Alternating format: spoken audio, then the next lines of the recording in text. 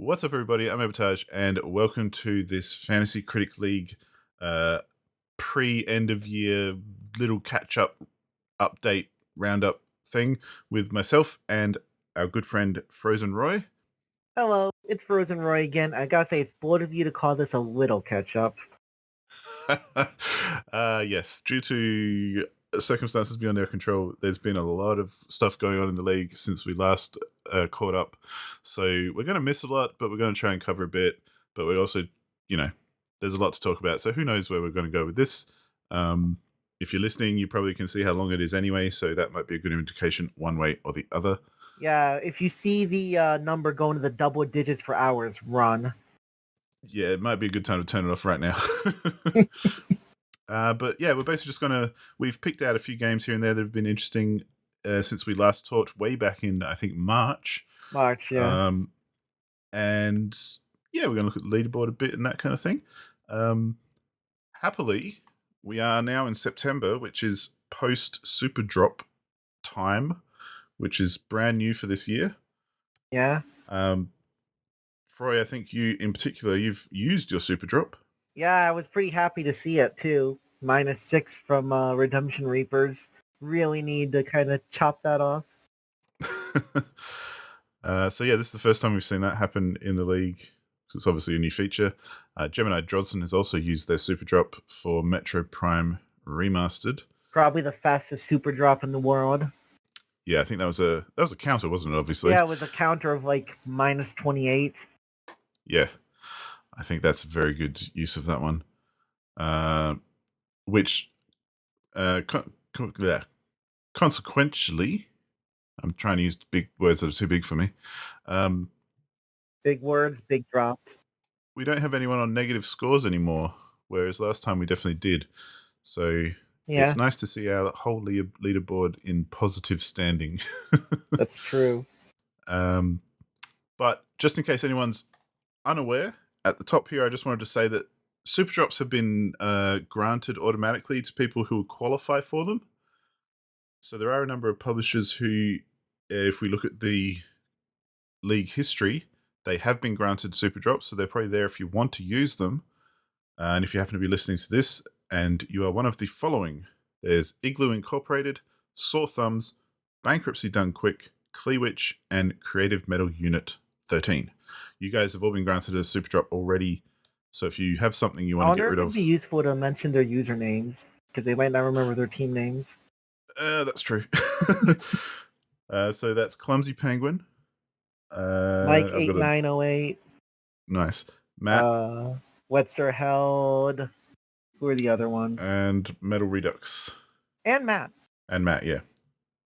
So yeah, any of you guys, if you have something you want to get rid of, you've got a Superdrop waiting, which basically means you can drop it without any conditions or consequences. Just get it out of your draft, get it out of your roster. Even if it's already been released. So if you've got your 11.5 negative on Redfall, you can jettison it.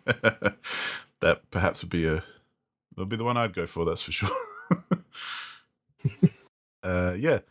But we've had it's been pretty good at the top of the leaderboard, I think, because not only extremely competitive. Yeah, not only has it been really close and everyone's been changing position, it also seems like anyone is kind of within reach of the top this year. Like no one's been shut out or no one's run away with it as well quite so much. Yeah, I'd agree with that. And I mean, Caffrel and Alex have both been up there for a while, but they've been swapping positions along the way. At this point, Caffrel is only about 7 points above 4th place, Leo. Yeah, there's not a lot of spread up there, which is pretty cool. Because it really does mean it's anyone's game. Dragon recently just shot right up there with a couple of releases. And Dragon still has Super Mario Bros. Wonder to go. Yeah. It's a big release. I think that's why his projected points put him in projected 2nd place at the moment, because there's some good stuff on his roster yet to come out. And those Atelier games really seem to have done him well, because a couple of them and Ghost Trick did well, and yeah, he's had a good time. Yeah, one of them he got from, or both of them actually, he got from me in a trade. Yeah. I mean, Yeah, we could talk about your trading practices later. Because yeah, I might have questions. Yeah. I'm happy to answer them. Low as well, I think, is still very competitive and Yeah. has some good stuff coming out soon. Yeah. Or left on their The biggest, roster. probably the biggest difficulty for Low is he has no money left. Yeah, and there's still one empty space there. Yeah, and it really will end up being 2 because Helldivers will be gone one way or another. True. So And I don't know it'll if just be a matter. Cocoon on its own will pop them up there. Yeah. So he's got to try to thread the needle on Yeah. what exactly he wants to get. Yeah, that'll be interesting, but quite a solid. I mean, most of their releases are in the 80s, which is always a good sign. Yeah, he's just been solid top to bottom. Only really one big miss, and not even really that big. You know what I mean? Yeah. I mean, -4 for Benedict Fox. You can wear Yeah, that. exactly. Yeah, Still better than Redfall. true. I mean, most things are. Also true.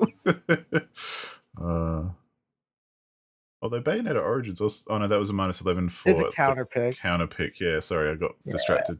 I saw the -11 and went, oh. You're like, ooh, I wonder what Redfall might be the biggest negative anyone has left, honestly. I think it is. But yeah, it can be dropped if needed. Yeah. So, you know. I definitely say, it's pretty... Capro, despite being first, probably has the toughest path to win, honestly. Yeah, I mean, what have they got left? They don't have any don't have releases anything. left, yeah. They're about to get 5.5 points in a trade, and they have 2 more. They're going to end at about 90. Yeah. Whereas, like, Alex still has stuff to go, I think. Alex has Persona 5 Tactica, Endless Dungeons, Dungeon, and Sons of the Forest if it comes out. Yeah, if Sons of the Forest does manage to make it this year. And I think that'll do well if it does, so... Dragon needs, 6 points from Super Mario Bros. Wonder? 10, I guess, with the points that Capro has coming in. Yeah. Honestly, the biggest issue Dragon probably has is if Lords of the Fallen gets, a negative. That's true. I'm so fascinated to see, just in general, how well that will do. Same. It seems like such a bizarre game to come out, if that makes sense. Yeah. I mean, we've talked about it before, but the first one didn't do that well anyway. So to bring out a new one with the same name is kind of just weird. After changing the name about 3-4 times, too. And, almost 10 years later. So... Hey. How many people even remember the first one? I mean, I guess that might be a good thing if it wasn't popular, right? True, but I think it was popular enough because it was definitely one of the first full-on Souls clones, yeah. And I'm actually playing through it again at the moment just because I never finished it. But how is it? I'm curious. Is it decent? It's fine. Fine. It's not something I'd tell any Souls fan they need to rush out and play. I get what you mean. Especially now that Lies of P is out. I mean... Oh, yeah. I am playing that as well, and it's so good. But... Yeah. Yeah. I mean, everything I've seen about that game looks real nice. Yeah. It's so good. I'm having so much fun. But that's not the topic of discussion here. Sure. Although I do want to say one more thing about Lords of the Fallen. I think the other crazy thing about the sequel is that it started developed in 2014 and was originally supposed to be released in 2017. Yeah, see, that's never a good sign, is it? It's like, what happened? Yeah. Maybe it'll be a What Happened episode. It's kind of like, if Beyond Good and Evil 2 ever comes out, it's going to be very sketchy to see how that goes. I hope it's good, but... Yeah. I hope so, too. It's been so long. I mean, I hope everything's good, really, but... Well, yeah, but you know what I mean. But yeah, those 4 are all at the top. I do think you have potential to rise up, though, honestly. I think I could get a couple of good releases if, everything works in my favor. I mean, Assassin's Creed, Super Mario RPG, those are both potential high scores, I'd say. Yeah, I'm a little worried about Assassin's Creed because I've seen very mixed things so far in what they've shown and people and the reaction to it.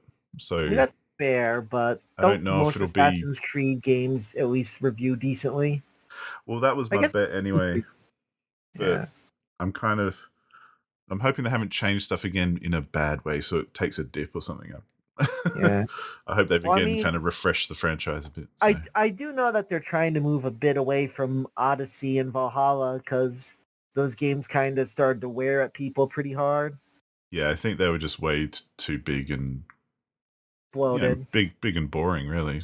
At the end of Yeah, the day, they were definitely very bloated. I mean, I really I'm like them, also but gonna yeah. I'm also gonna make the bold statement that I have an outside shot to win. Well, and that's what I love about this year. I think that anyone kind of in mid pack still has a chance, and like a Yeah, legitimate chance, not just a being nice chance.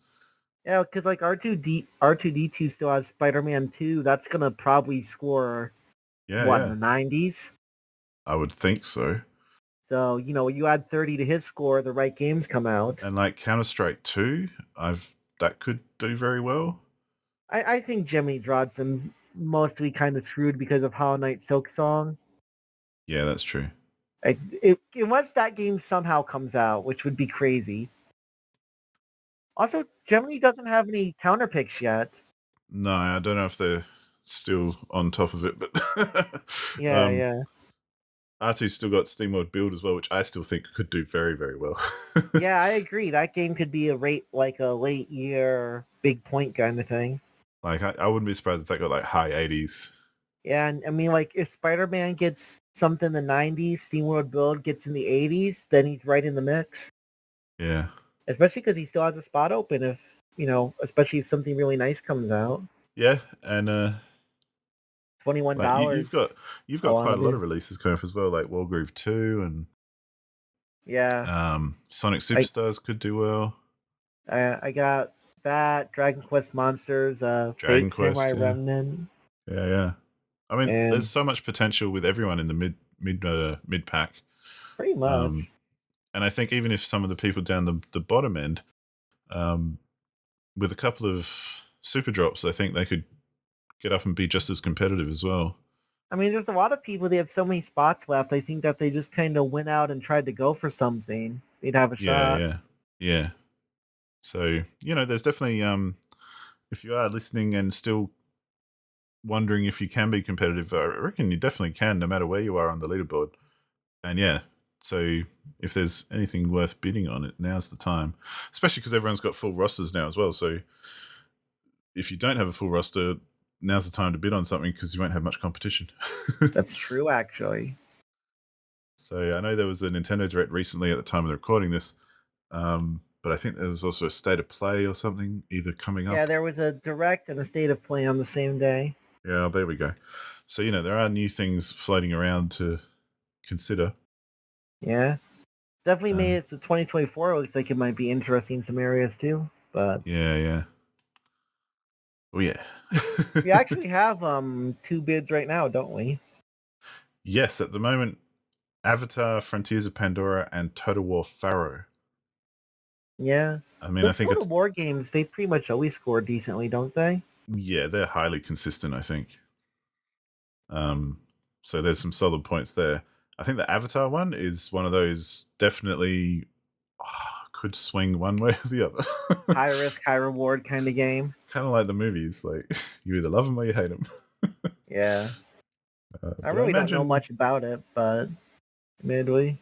Yeah, I haven't seen anything about it, so I don't know where this is coming from. But I kind of every time I see it mentioned, all I can see is like, what's the Anthem? Anthem, yeah. From like the one gameplay trail I saw, I can vibe. Yeah, mostly because there's like that kind of jungle setting, lots of foliage and that kind of stuff. But yeah. Anthem's another game that looks so good, but I wish it had done better. I mean, hey, Anthem had at least parts of it that if you ripped it out and put it in a good game could work out.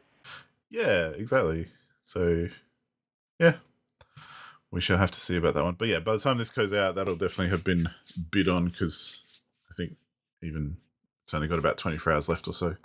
Yeah, I'm actually curious who has been bidding on it. because there's only full left, you know? Yeah, well, I imagine maybe it's replacing maybe a a super drop or something.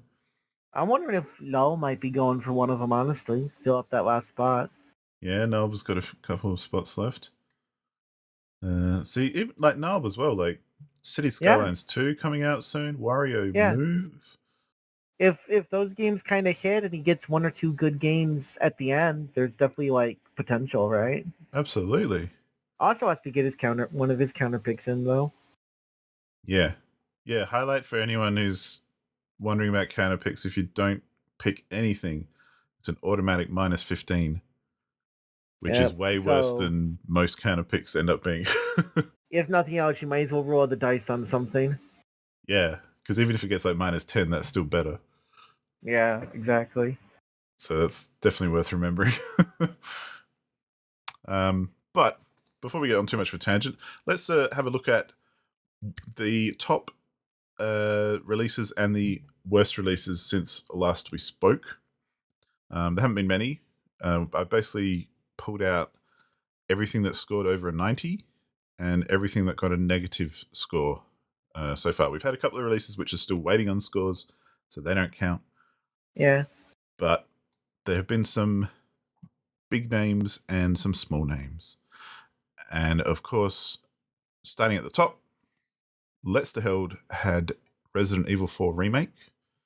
Yeah. That came out on the 24th of March, so a long time ago. And that scored a big 24 points with a 92. Yeah, I mean, it was pretty much what everybody wanted from Resident Evil 4 Remake, right? Yeah, another good pretty much everything I saw. Remake, yeah. I'm not surprised at all. In fact, I'm not surprised by any of these top ones, but yeah. One of my friends who got into Resident Evil with Resident Evil 2 Remake played this and really liked it. I know that much. Yeah, I mean, after that one came out and they kind of showed what they were doing, I think if they just keep doing that, they'll be on a winner every time. Yeah. So it was kind of interesting since, you know, I guess this isn't really about Resident Evil 4 Remake, but where do they go from here to an extent? Yeah. Resident Evil 4 was already kind of pushing what needs, quote unquote, a remake. Yeah, I mean, I guess there's little things like Code Veronica. More just like little changes that probably make a difference. Like, even though Resi 4 isn't that, dated necessarily, but it still uses like tank controls, if I remember correctly. And yeah, it can be a bit clunky in that sense. Yeah. But I'd imagine the remake doesn't use tank controls because I think no one does, doesn't it? Well, no, I don't know. No, it doesn't. I could be completely wrong, but yeah, I would just imagine it doesn't because most tank controls have been phased out a bit by now. So I was just trying to think because I remember they kept it pretty close. So I tried to make sure. Yeah, I mean, like I said, I could be wrong. I haven't actually played any Resident Evil games other than the first one, like the very, very original polygon mess that is the first one. Yeah. So I don't know. But I don't think anyone's surprised that it did well because of the previous remakes. So pretty much. Similarly, I don't think anyone's surprised that Clumsy Penguin's very first draft pick, Legend of Zelda Tears of the Kingdom, has scored the highest of anything this year at 96. Yeah. Which is a big 32 points for one game. Yeah. I mean, my goodness. This one's probably the most obvious pick that we had, right?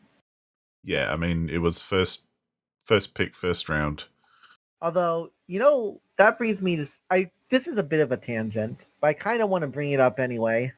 Yeah? But it's actually kind of crazy. So we had Breath of the Tears of the Kingdom as the highest scoring game. And then the second highest scoring game on OpenCritic this year was not drafted by anyone. What was it? Baldur's Gate 3. Oh, of course. It has a 96. Nobody took a chance on it. See, that I can understand, though, because I remember when it came out and had its, like, big beta that everyone can get into, there were lots of complaints and criticisms about it. Yeah. And, good on them. They've fixed everything, and it sounds like they've really turned it around. And, well, I'm playing Baldur's Gate 3 as well, and I know they have. And it's a great game. Yeah. But, been It enjoying was it. looking really sketchy for a while there. Yeah, I honestly forgot it was coming out this year. I thought it came out next year. Yeah, right. But yeah, I mean, I've been hearing about it for ages, so I have a group of friends who was following it, and they were a bit unsure of it. But I just thought it was coming out next year because I had it on my yeah. watch list. I mean, I wouldn't be playing it except very thankfully a friend of mine bought it for me and said, "Hey, now you have to play it with me." Oh, that's cool. I'm not really in a position I can play it for similar reasons, so Yeah, because I wasn't going to buy it on release because it's just too expensive. But yeah. But so I'm like, okay, cool. I'll happily play some co-op with you yeah, on this free game. hell yeah, let's go. It's a good time. And thankfully they have been patching it as well since release because it was quite glitchy and buggy on release.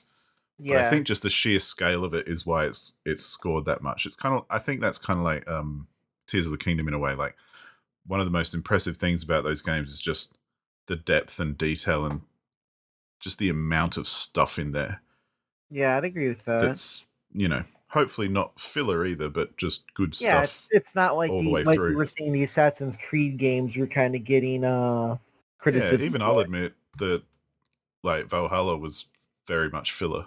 Right, exactly. And I love Assassin's Creed, but it's like you love Assassin's Creed, but you would have liked a bit less fat, a bit more muscle, so to speak. Yeah. Well, I still replay the first Assassin's Creed every now and then because I think that one was great. Yeah, minus a few control issues, and it had its problems, but I mean they got big for a reason. Yeah. But anyway, yeah, it would have been cool if Baldur's Gate had been in there to compete as well. Like if someone else had got another 32 points on another game to compete with Tears of the Kingdom, that would be interesting. That could have put like pretty much anyone in contention. Absolutely. Tells you how close it is, really, too. Totally. But the last one is, again, not much of a surprise, but the only other one that's gone over 90 since we last spoke in March. It came out on 2nd of June, and it is Street Fighter 6. Yeah. Tafrel has that one. Well, and that scored 92 and got 23 points. Yeah. I mean, pretty good. I drafted it. I thought it was really good coming in, and turned out really good. It looked like kind of the modern Street Fighter 3 in a way, and I know a lot of people like it. I do know the matchmaking I've heard has some issues, but that's about it. I mean, yeah, it looks good. I think they did a really good job with the single player aspect. Yeah. Which I think has been kind of a trend in at least Street Fighter and Mortal Kombat since Mortal Kombat did it well with Mortal Kombat 9. Yeah, I'd say something like that. Like Street Fighter 5 was a bit controversial, but I liked it. And it was definitely at least an attempt. Yeah, I think it was just a bit undercooked from what I know. But yeah, it seems like everyone's been trying to they've realized that actually a lot of people play these games single player and don't play online as much. Yeah. So having a good single player content is actually, worthwhile. They added some nice accessibility to it as well. Yeah. I mean, again, I'm very keen to pick up Street Fighter 6, but it's I'll wait for it to be a bit cheaper. Unfortunately for me, I don't think I have anything that could run it, is the problem. Yeah, that's hard. Yeah, that's rough. Because otherwise I couldn't afford it right now, but you know what I mean? Yeah. Well, and I'd love to get this on PlayStation because that would be my platform of choice. Yeah. For this kind of game. But I will say this game's had a pretty funny journey in the Fantasy Critic League, by the way. Yeah, I mean, you can probably speak to that more than anything. It's been passed around a bit. Yeah, I drafted it, and then I traded it to Cafrel, and now I'm getting it back. Yeah, I don't know what's going on there. Like I said, I've got questions. Well, we can talk about it later, because I actually have it's pretty honestly simple. Yeah. No, that's okay. But yeah, that was the last big 90-plus game, which I'm actually surprised there weren't more. Yeah, true. Not because of any particular title, but I would have thought there'd be more than 3 over 90 since if I recall, there's been like some this year that just weren't drafted, right? Yeah. Oh, there are games out there. Actually, no. There's a surprisingly few amount of 90s. There's only 12 90-plus games this year. And, like, 2 or 3 of them are DLC, which wouldn't even be something we could do. I mean, Videoverse, I don't think anyone picked that up. No. The only... Yeah. Tents and Trees? I didn't even hear about that. Yeah. I guess Tents and Trees only has 5 reviews. That's kind of crazy. But then there are close ones like Sea of Stars. I think Dragon picked that up for... Yeah. It's like 89 Hi-Fi Rush, points. Dead Space. Yeah, so there are definitely some high 80s. Yeah. Dead Space is interesting. That were picked up. I feel like Yeah. critics liked it more than fans. Which one was that, sorry? Dead Space. I feel like critics like the Dead Space remake more than fans did. No, I'm thinking of something else, aren't I? Yeah, I am. Never mind, ignore me. I'm thinking of I've only heard good things. I was thinking of Callisto Protocol. Ah, yeah. Because that was like by the Dead Space guys. That's what it was. Yeah. Yeah, it didn't get much hype really from players, I think. But yeah. But if by all accounts, where there are highs, there must also be lows. Am I right? There must. And boy, oh boy. Well, to be fair, most of these aren't too bad. Yeah. So I'm sad about the first one. Yeah. With Banquets, we've done quick. Chose, this was a draft game, I believe, Peppa Pig World Adventures. Yeah. Which scored a 67, meaning a -3. And it was countered by Dragon, who got a +3, but just 3 either way isn't too bad. So I thought this was a really fun pick that seemed like it would work out, and then it just kind of didn't. Yeah, because a bunch of those Peppa Pig games scored well. I like what makes this Peppa Pig game worse than the other Peppa Pig games. I'm curious, honestly. Well, funnily enough, there was a Peppa Pig game that came up on Game Pass. Yeah, and so I played it like a month or two ago. And it wasn't this one, it was definitely a previous one, so yeah, fair enough. And yes, it's very much targeted at children, so you've got to remember that. But boy, it was a shit game. You're like, no. Like, even as a game that's targeted at young kids, so obviously, things have got to be simpler, and I appreciate all of that. But there's a level where it's just bad, where it's just not good quality. Well, it was put together okay. It just, the design was off. Right, I get you. I spent too much time wondering what the hell I'm meant to be doing. Yeah, and like, if you're wondering that, what about a kid who's like... I mean, but then you never know. Maybe kids had put 2 and 2 together differently that's to true, me. Actually, because, different thought process.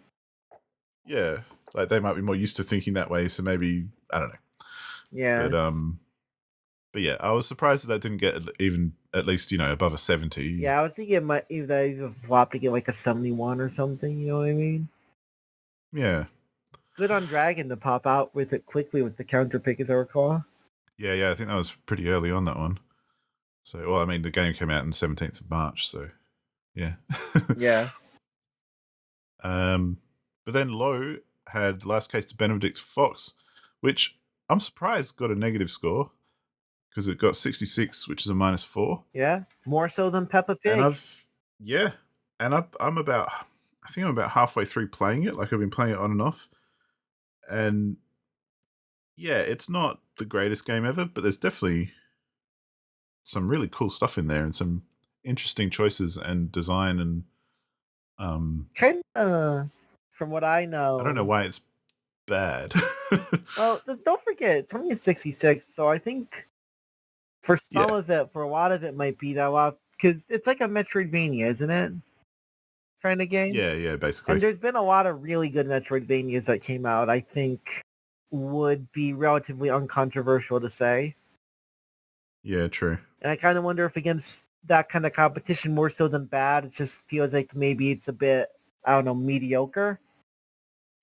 Well, and I think as well, at the same time, I'm not the biggest Metroidvania fan, but I do enjoy this one, so... Right, so maybe for some of those people, it's not getting the right itch. Yeah, maybe for most people it's not a good Metroidvania, but that's why I like it anyway. Exactly. So. I do think another thing... I can appreciate that. Sometimes with the games like this, is sometimes a risk with these games that have a bit more of a niche appeal, is that if they get very widespread reviews, the more Yeah, widespread lots of people might not attention, be but as interested in it, if that makes sense. yeah, totally. I know exactly what you mean. I mean, yeah, it's definitely got its problems. Like, it's not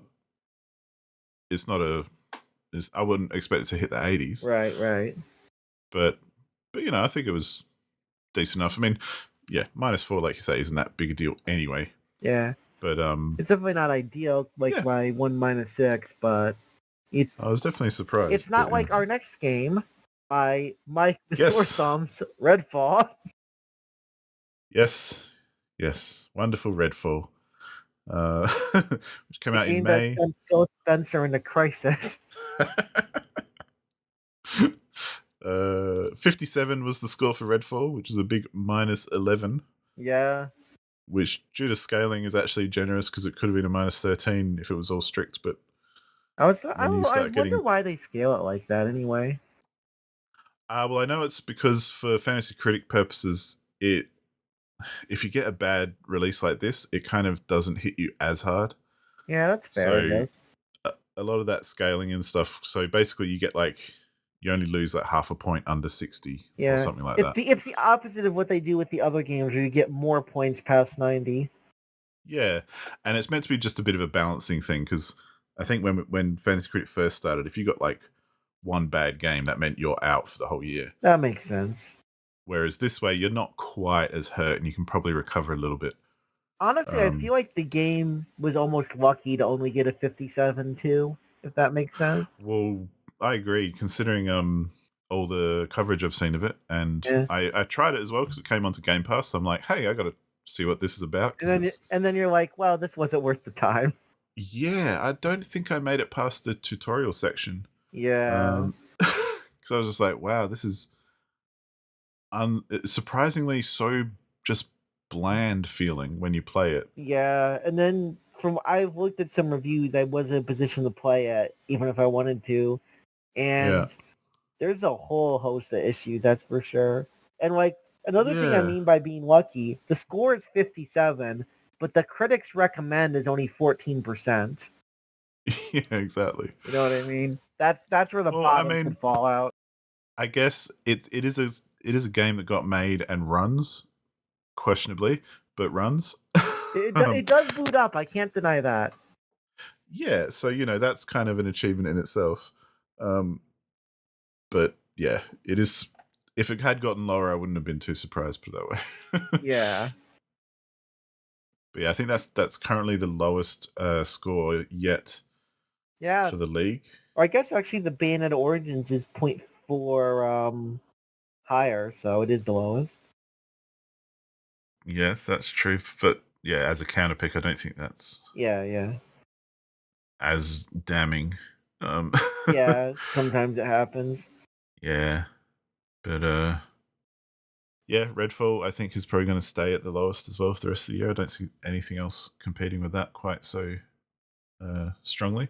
Yeah, I mean, yeah, at this point. And the last one that scored negative points, at least since March, was Metal Redux's pick of Exoprimal. Yeah. Which again got a 67 and got -3. Yeah, just a and little that was minor. counted by R2D2, who scored 3 on that one. Yeah. I mean, that was a game I just kind of heard people being uncertain about and little else.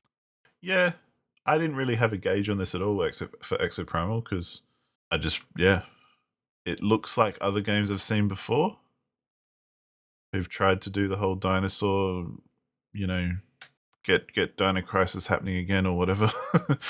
And none of them seem to do that well. And it kind of seems like it had that Overwatch kind of vibe, if that makes sense too. And I feel like that's kind of had the bottom plot of it pretty rapidly. Yeah, that's a tough sell, I think, these days. Like I know there was a Gundam game called Gundam Evolution that was like Overwatch that's like shutting down, for example. Right. Yeah. And then, Blizzard released the same game and put a 2 after it. And yeah, nobody bid on that. I mean, maybe they should have. I can't remember what that even got. I'm going to have a look. It got a 77. It wouldn't have been terrible.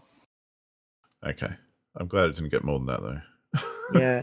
I mean, I feel like another reason it got that is because it did launch with promises and kind of not too much, and then really, really rapidly went to crap. Yeah. Crazy mismanagement. Anyway. I don't know, Blizzard just tripped me out, but that's okay. I don't know if it is at this point, but... Well, I put it this way, I stopped playing Blizzard games because I'm just like, I'm done with you guys. Yeah.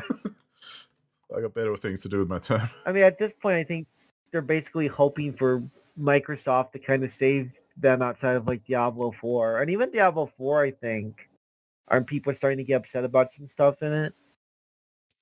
Yeah, I don't know. I haven't heard much about that other than the advertising, which seems very positive, of course. But yeah, and it scored very well. So it definitely had at least a good launch at minimum. Yeah.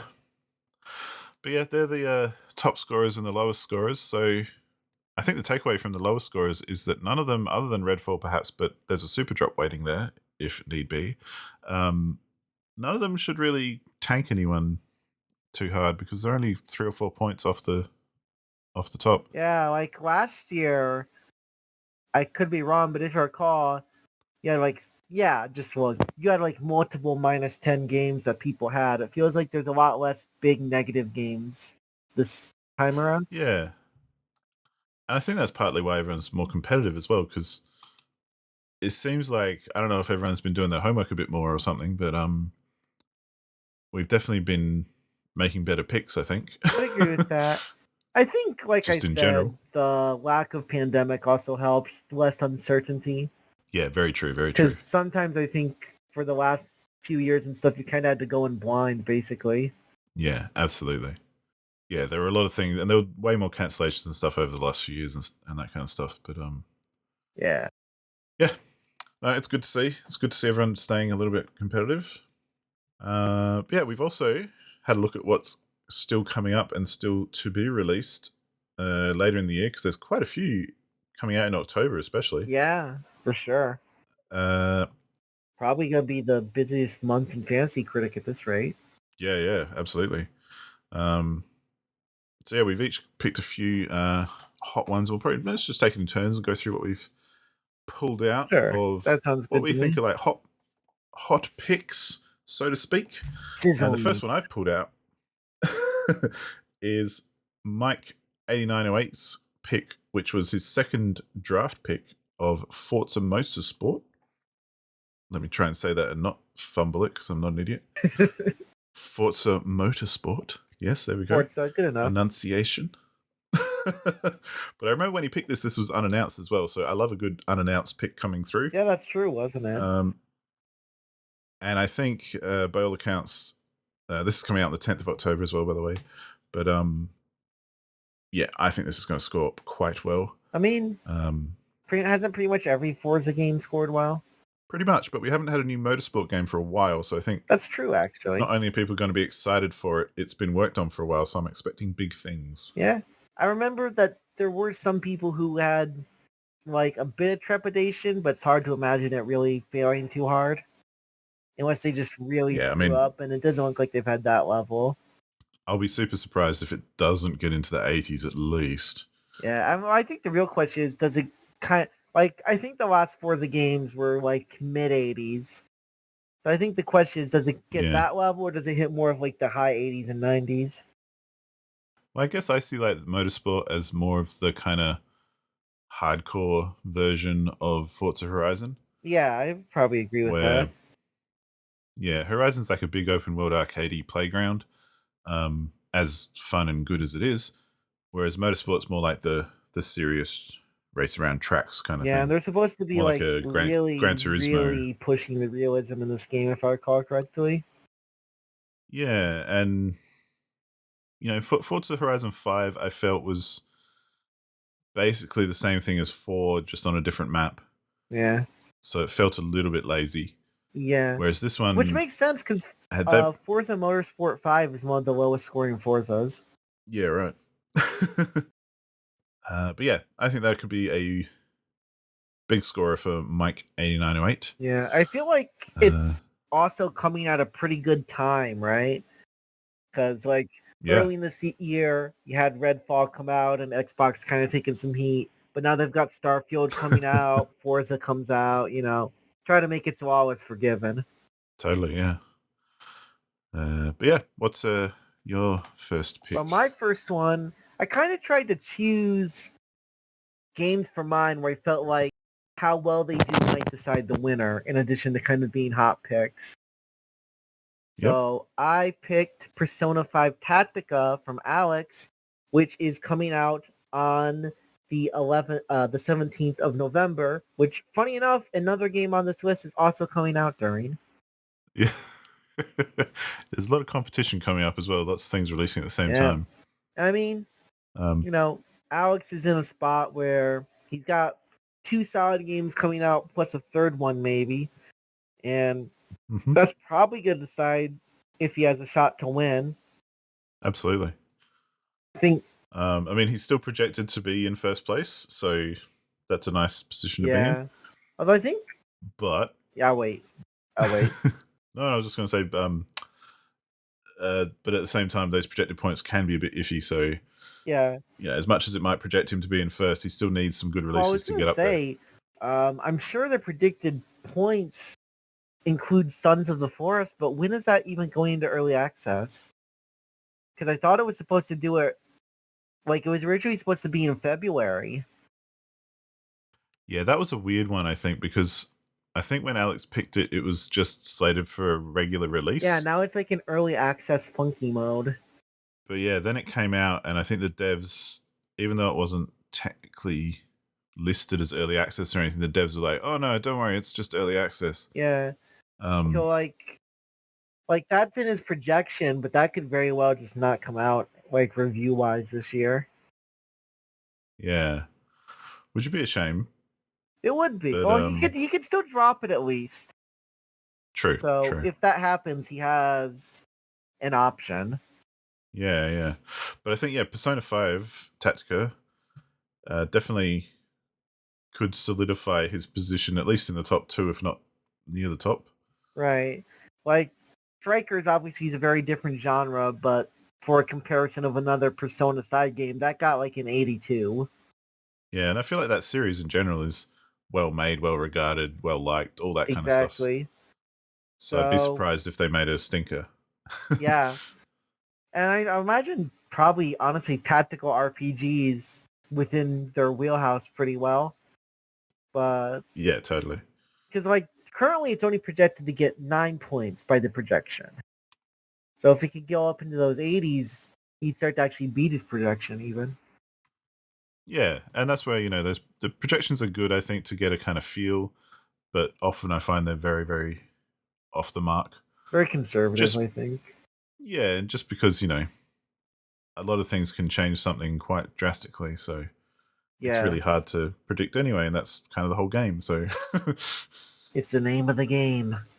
Exactly. All right, I'll punt it back to you then.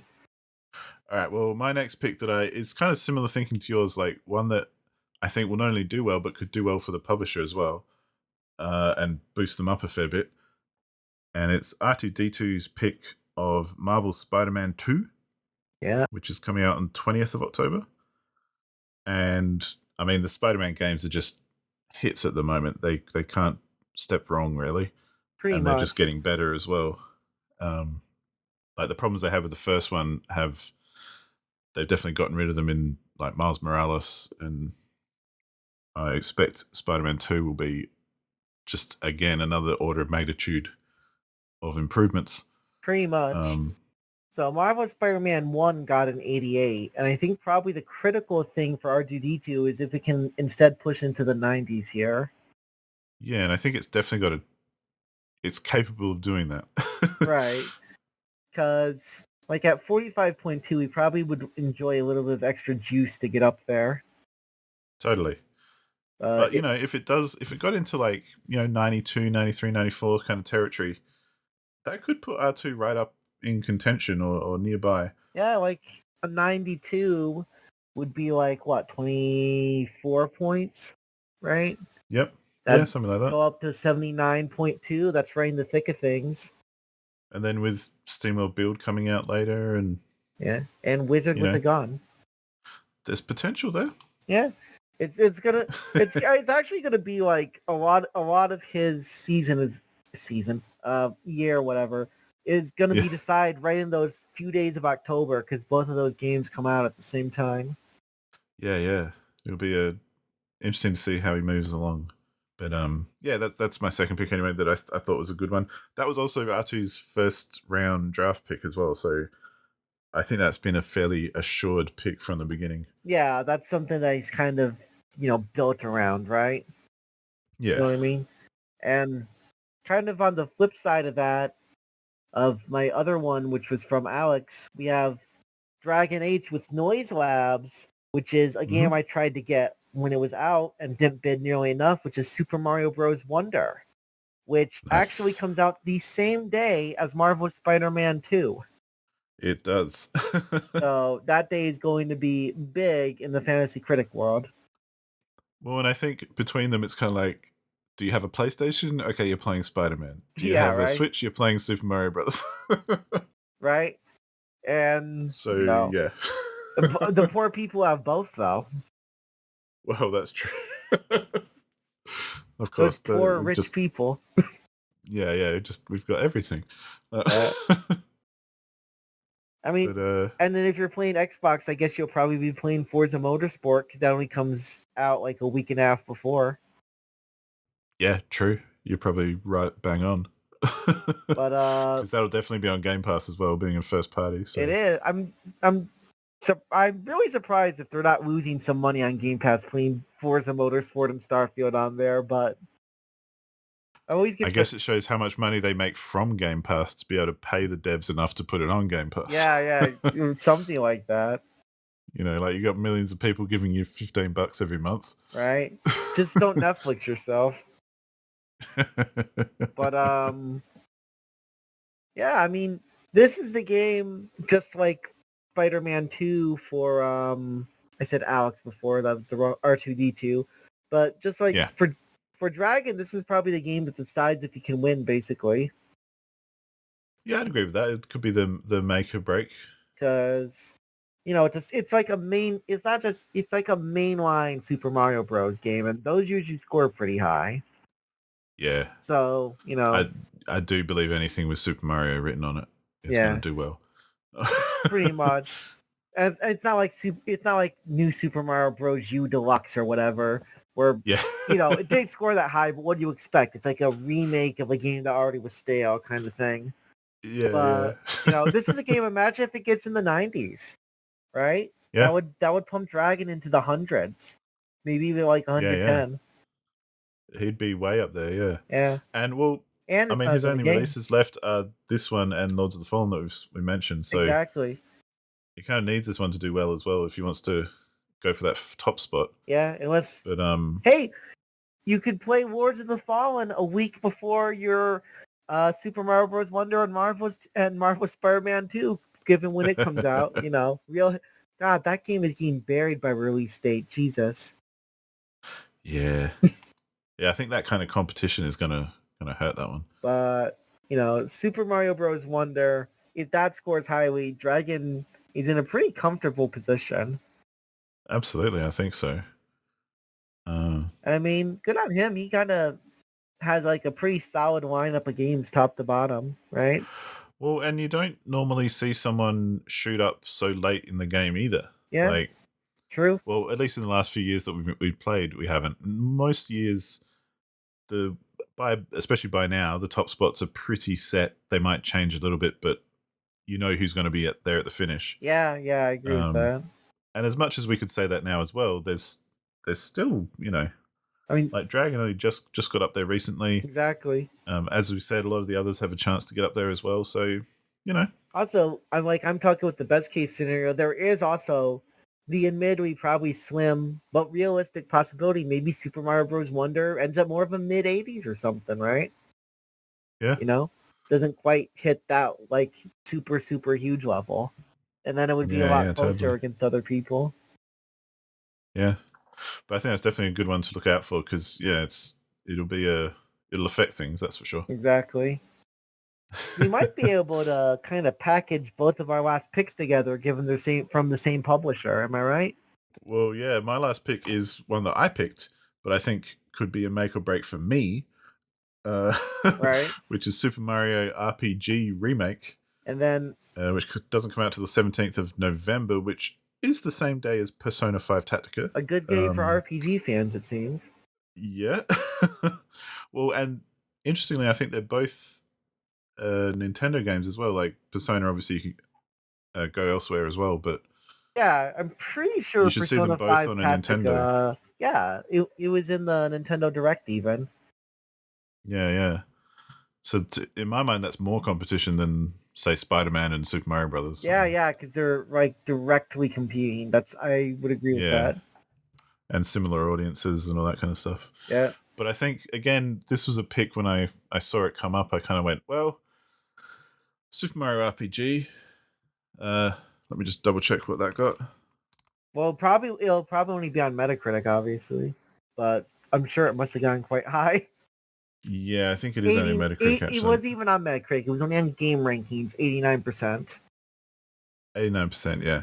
So I thought, a new remake of that, because I'm obviously quite ignorant about Nintendo games, so Well, I don't know just organically if it's good or well, not. not only is it good, if you don't mind me just giving a bit of backstory. Yeah, totally. Super Mario RPG was like the first Mario RPG that came out, right? But it was a collaboration with Square Enix on the Super Nintendo. Ah. And when Square and Nintendo had their falling out on the Nintendo 64, this game has been in limbo for like 2 decades. Oh, I see. Like Okay. people have been wanting this game re-released over and over and over for very long time. The last time it was available was like Virtual Console. See, that's good to know because I've got no idea about the fan thoughts. Yeah, like it on this game. It took like the game came out in 1996, and then it didn't even come to the Virtual Console and Wii until 2008. Yeah, right. And I believe, it took like a few more months and extra stuff to be released outside of Japan as well. Yeah, cool. So, well, that makes me feel even better because yeah, this is like something people have been kind of chomping at the bit for. Well, and I kind of have faith that Nintendo would do a quality remake of something that is so desired. Yeah, I agree with that.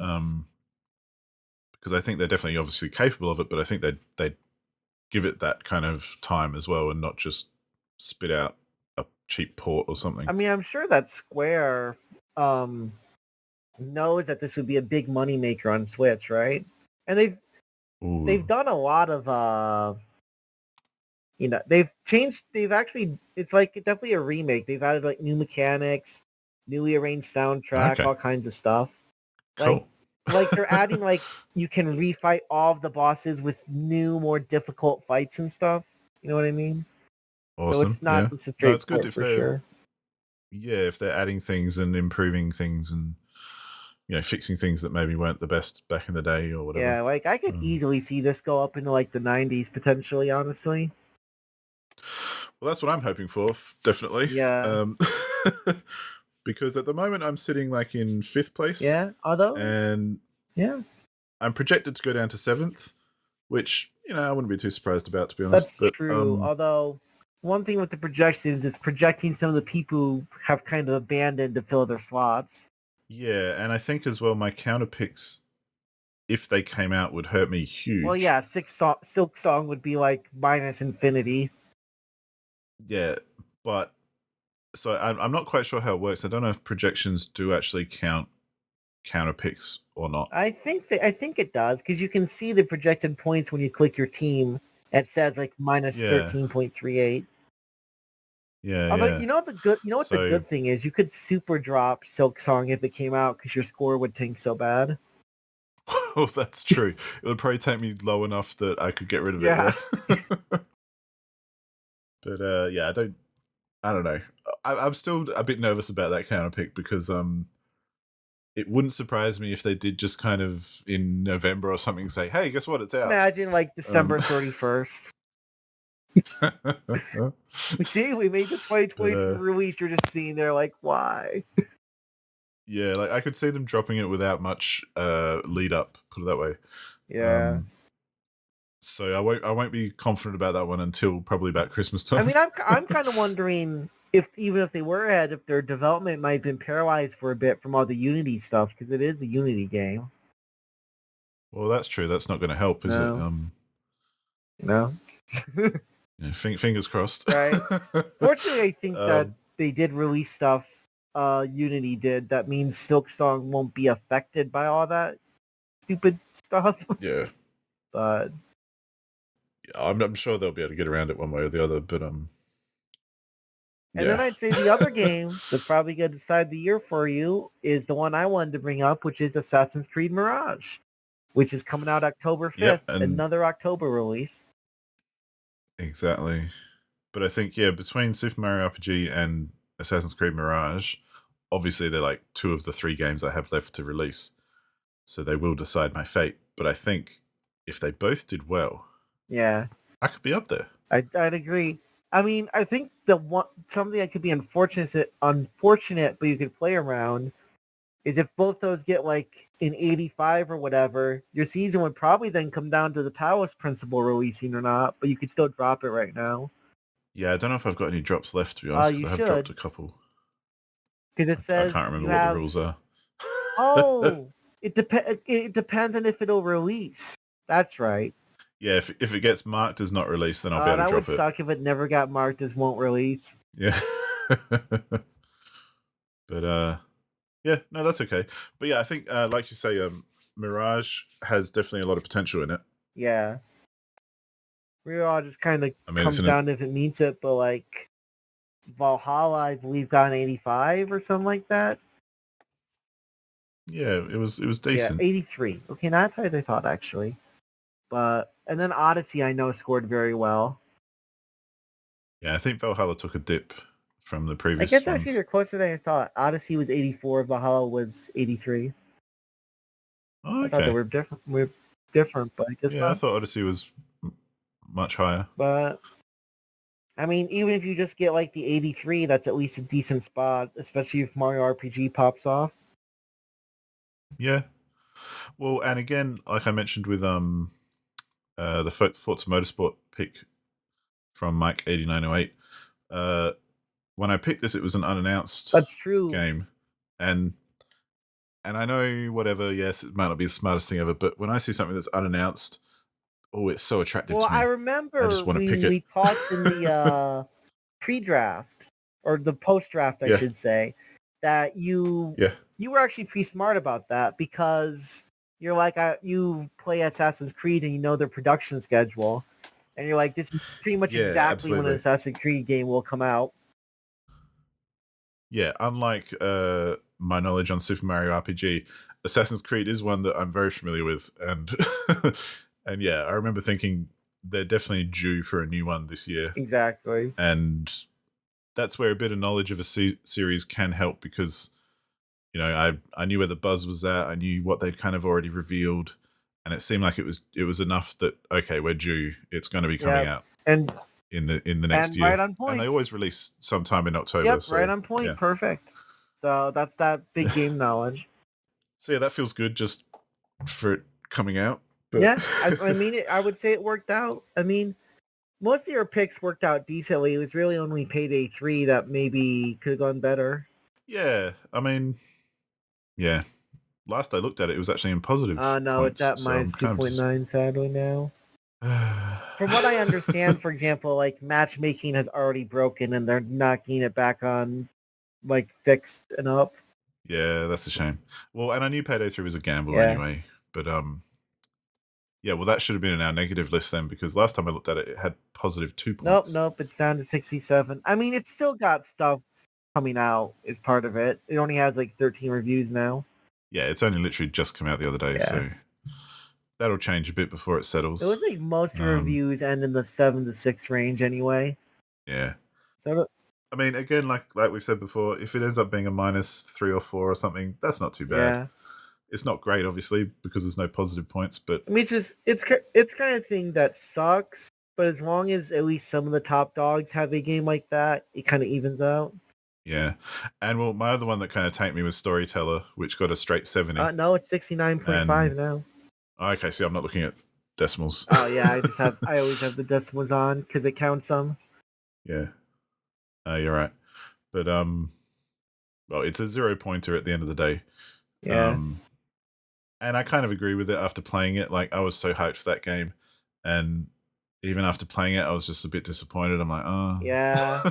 I mean, it so did not live up to expectations. you might remember I kind of worried that it might not, because it just seemed like it was promising so much, if that makes sense.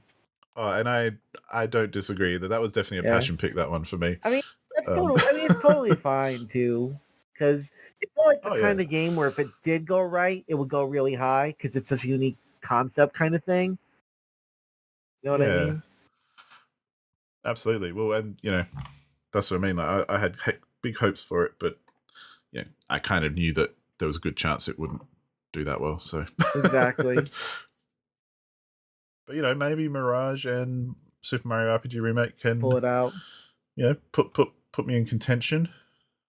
I don't think I'll necessarily win, but I think actually, I'll I wonder perhaps be something. I might be there at the end. Yeah. When does? Oh man, it's kind of unfortunate for you. Some of the timing on some of these games, like, if something like let's say Super Mario Bros. Wonder came out like a few days earlier, you would probably dip low enough in points comparatively you could super drop a game. You know what I mean? But unfortunately, like Super Mario RPG, or I mean like Assassin's Creed Mirage comes out in early October. Like if it came out in late October, other people would go up and then you could super drop something. Yeah.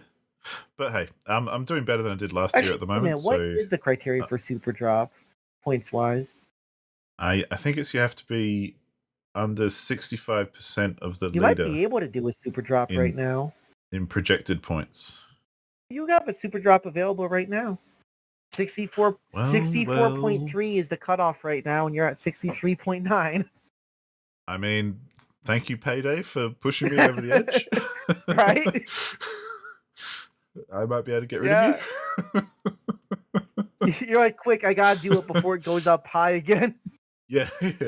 Before some new reviews come in and and then you can pick some ruin up. my chances. Maybe that'll balance it out even. I'm gonna have to work on that. Yeah. Yeah.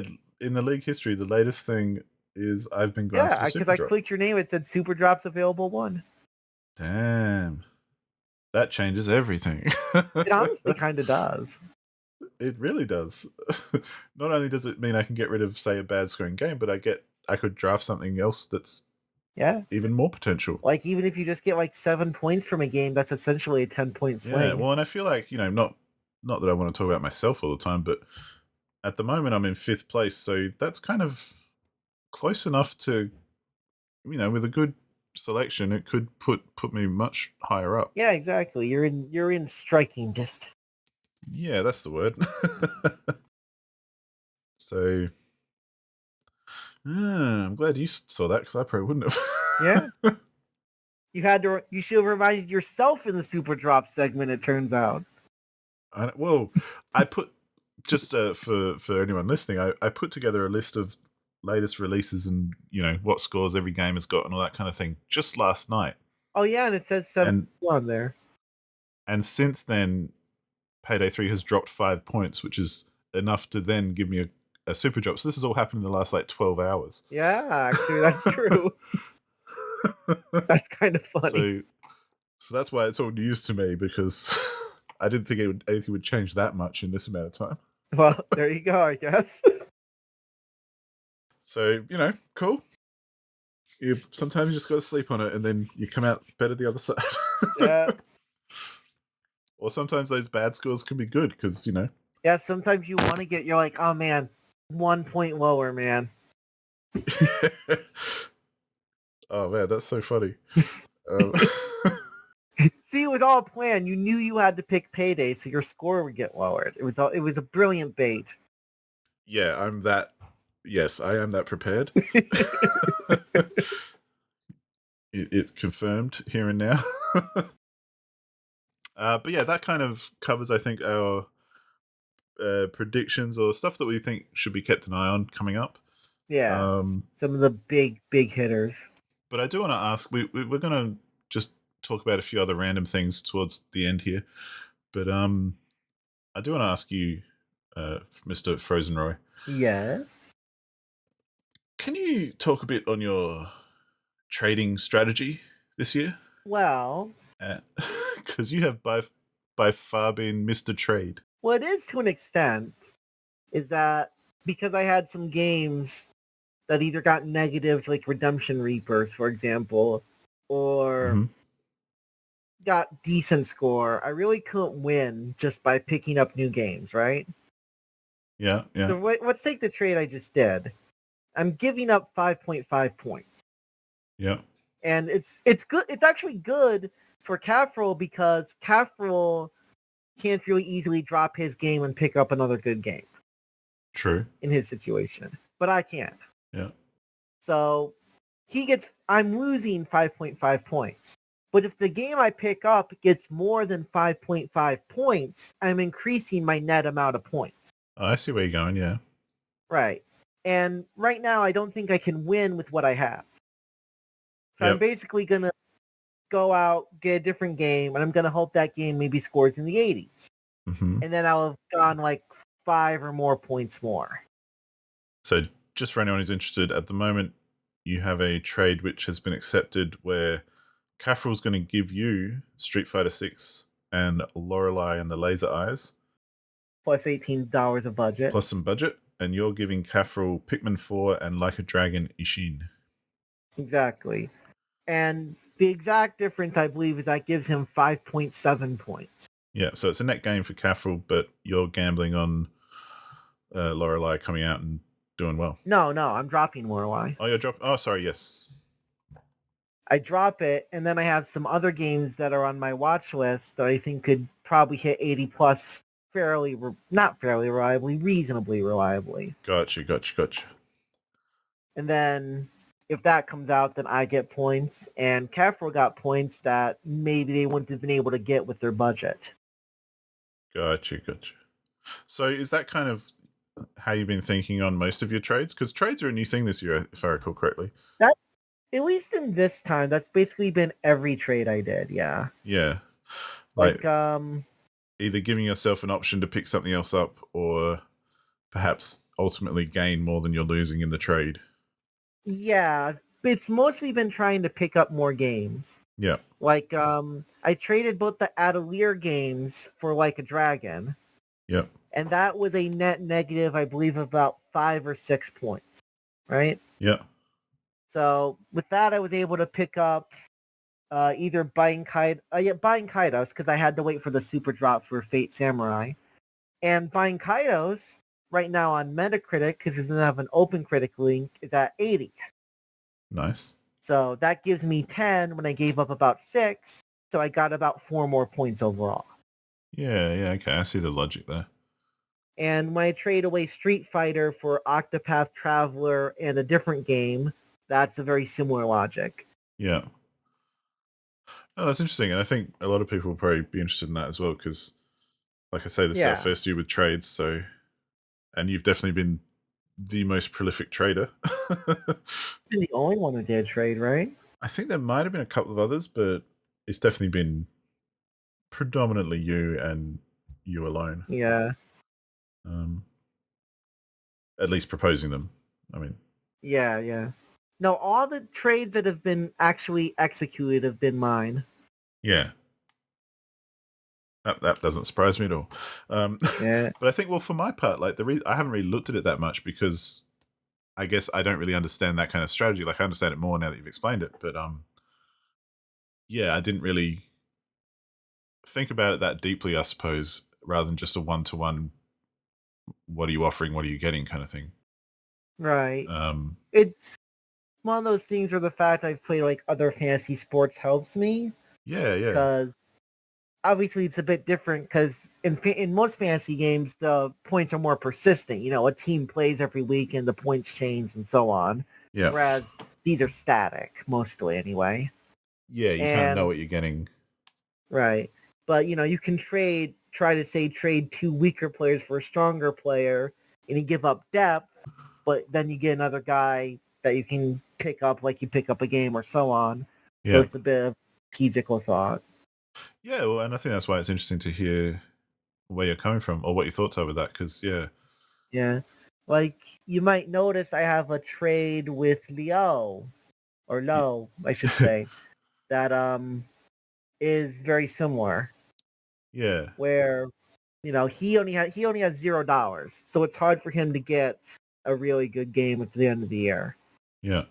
So I'm basically giving him 6.8 points, but I'm freeing up a spot. And I'm thinking I have 2 games that I see that if I get them can be 80 plus. Yeah. Well, and that's what I mean by like thinking further than just the straight up one-to-one what you're getting and what you're offering, because like I'm realizing now, obviously, if you accept a game that doesn't have it or is set to will not release, like Helldivers 2 that you mentioned for Low, then it helps them because it gets rid of a game that will not release, and then if you choose to drop it, if you have the option, then you're basically freeing up a slot to then add something else in. Exactly. So yeah, it's interesting. It's not quite as cut and dry as just this is what you're offered, this is what you get kind of thing. Exactly. I found it hard to do one-on-one trades in this first year at least. Well, I think they're probably the hardest trades to do anyway, because why would I trade something that loses me points ultimately if that's the end of the story, For the one-on-one trades, you'd either trade 2 games that didn't release or a game that did release for a game that didn't release. Yeah. So it'd be a case where you aren't high in a game that you like, maybe something came out you don't like, but maybe the other person likes it, and you're trading for one of their games that either released or isn't out yet. But it's a bit harder because I think, like I said, like stuff like this is a bit more static than a traditional fantasy game. You know what I mean? It's rare for something to come out about a game that's going to really make you wildly change your opinion. Yeah, true. Yeah, no, that's interesting. Anyway, yeah, I'm glad to have heard that. Yeah, it's going to make me think about it differently next year. That's for sure. yeah. I mean, I it's one of those things. I've probably I think I'm actually in an interesting. I don't want to talk about myself too much either, but I do think I'm in an interesting spot right now because my point total really is about 55 with the Buying Kaidos remaster right now. Yep. And like Wargroove 2 came out, or is about to come out, I should say, and like Wargroove got in the 80s. Yeah. So, maybe that can bump me up 10. Yeah. Probably the biggest question mark is the Fate game, but yeah. Well, I think one of the key things I always look at when I'm looking at the leaderboard is not just where everyone is, because fair enough, that's one thing, but the second last column, which is the expecting releases. Right. Because like Kafra was on the top spot, but he's only got 1 release left to come out at this present time. Well, he really has 0. Well, but he has potential for 1 more thing to give him some scores. Yeah. But even then, obviously that's questionable. Yeah. But then, in the mid pack, there's people with more like 4 releases left, 3 releases left. Exactly. And that can be a lot of points after they all come out. So yeah, exactly. You can't write off anyone who's got lots of releases left, or at least a few, I think. So probably around, like, for most people, about 2 to 3.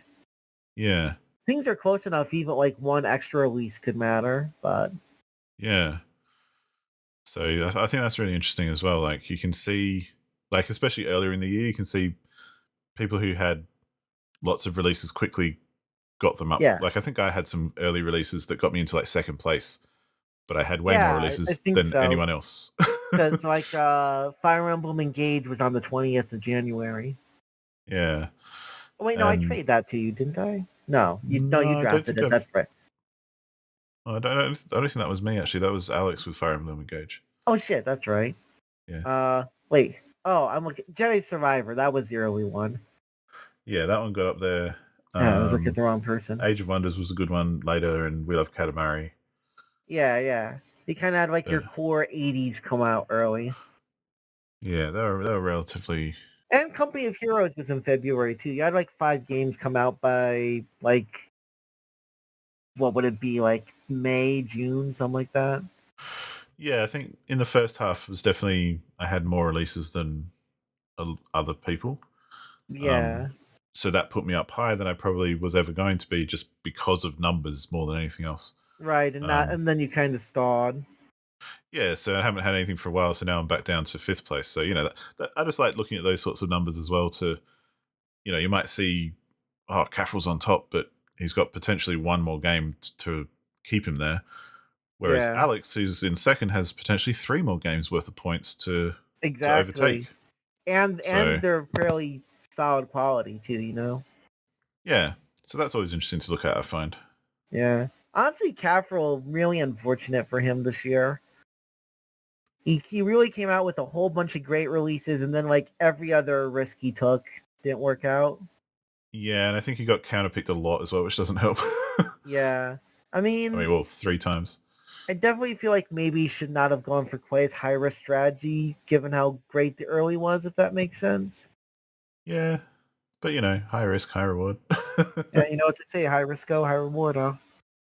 And you got to have fun with it as well. Like Oh, I of always course. think that when I know you're down with that too, but like the storyteller pick for me was just a fun one. Like, I'm going to enjoy this pick one way or the other. Yeah, And it keeps me interested a bit, and keeps me on my toes. So I get what you yeah, mean. I might not win, but hey, I'm having a good time. So Yeah, I get exactly what I you hope mean. Caffrell's having the same thing where big risk, big fun, gets him in front for a while, but maybe he doesn't stay there.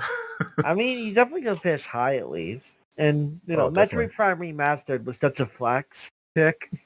Oh, totally. That was great, that one. Yeah. But yeah. Anything else you want to bring up? Was one thing, but I'm not sure if it's quite enough fantasy critic related. Oh, let's do it. If it's crap, we can edit it out. That's true. I thought it was interesting, like Starfield. Honestly, kind of Yes. to an extent scored slightly lower than I expected. If that, I was thinking it was going to hit the 90s. Yeah, who had that? Where is it? It's Gemini Drodson, Oh, yeah, here we are. and Yeah, 86. I don't yeah, know. I mean, it's very good. Bethesda RPG. Yeah. Oh, I wondered if it was going to get higher, but honestly, I was like, because like that's lower than Fallout 4, which surprises me, I guess. Yeah, yeah. You know what I mean? Because Well, Fallout 4 seemed very controversial. the hype seems to be way more on Starfield's favor. Exactly. So, it's kind of interesting, I guess, to me. I mean, I think again, I've started playing Starfield because it's on Game Pass, so why not? Yeah. And as much as it feels like a good game, because I like those sorts of games, it does feel like a regular old Bethesda game so far. I haven't really cracked it open. Yeah, So I won't say too much, especially since you're playing it, but I thought it was curious. Like it has that really high score, and I mostly heard really positive things like when it first came out, right? yeah. Now, like, I feel like I've been hearing like less and less, and then like I look on some websites that's like 3.3 out of 5 average score for users and stuff. I don't know, Well, I just felt curious, I guess. I mean, to me, that's kind of like that's Bethesda, really, isn't it? Like that. I mean, I don't know score wise, but I think about Skyrim as an experience.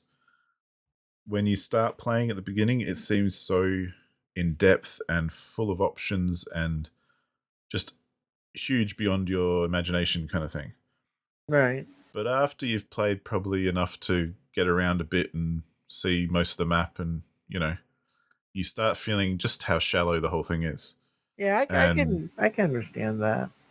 yeah, definitely by the end, after you've spent some good amount of time in it, and I'm not really dissing it because I really like Skyrim. I spent like hundreds of hours playing it. Yeah, But yeah. you do get to a point where you go, oh, okay, I can totally see the limitations of this and where it starts and ends. The And kind it's of not as cracks in the impressive. scene, so to speak.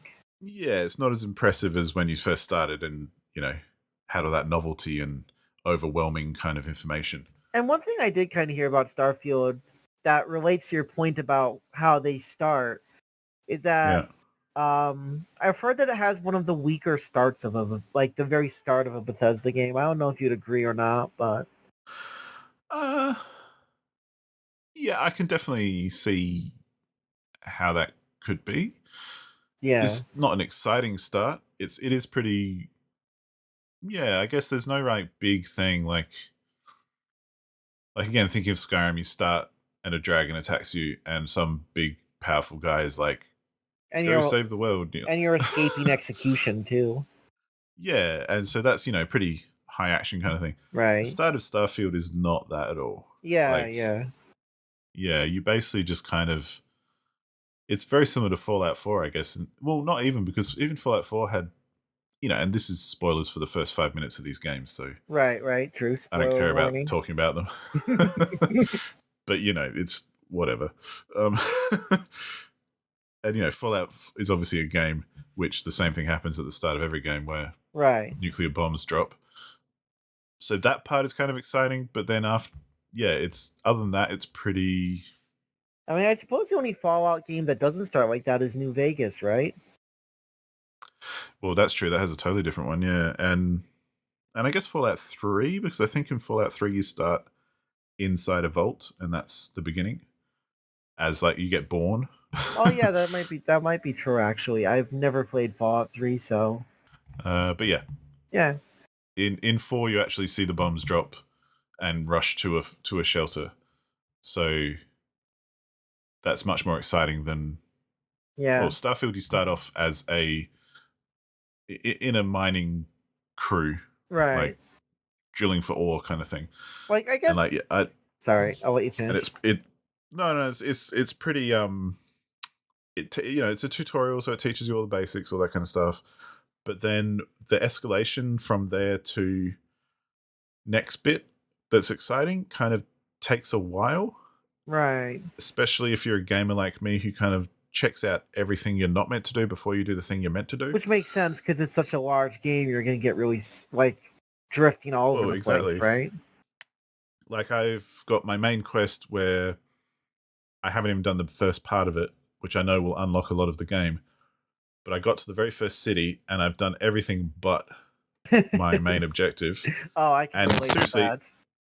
yeah, it's been like 10 hours already just in this city finding little jobs for other people. And, there's so much to do that's kind of the joy of it. Right. But that means it's a very slow kind of start to the game because nothing has really happened yet. Exactly. It's kind of I've like just been a exploring ebb and and world flow kind building. of thing. I get what you mean. Yeah. So I guess what I'm trying to get at, I suppose, is more like I expect that kind of thing from these games because that's how I play them. Right. But I can definitely see how Starfield might be considered a bit of a slow start compared to some others. Right.